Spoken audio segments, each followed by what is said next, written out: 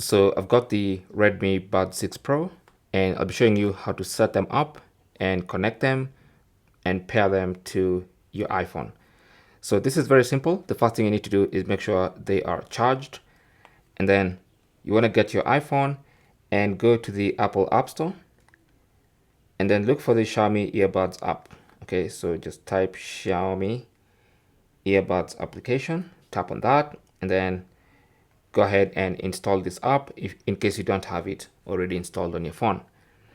And then you can open up the app once it's installed, and it's going to give you this page.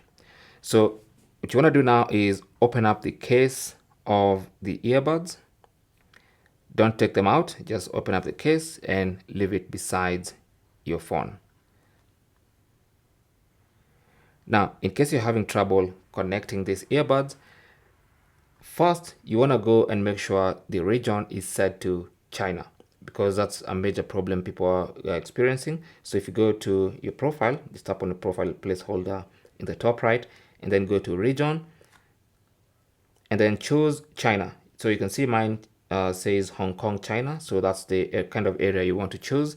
And then once you've chosen that, you want to tap on add earphones, and you can see the Redmi Buds 6 Pro automatically get detected by your phone, and you can tap there.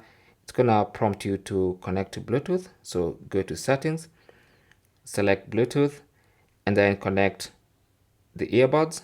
You can see they have this name. Tap on that and they're gonna get connected. Simple as that.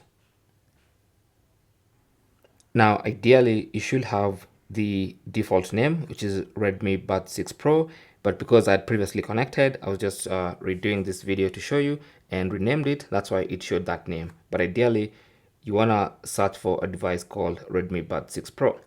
Anyway, once I'm connected, I can go back to the app and it's gonna get connected, and now you can see the Redmi Buds 6 Pro are actually connected and set up with the Xiaomi Earbuds app.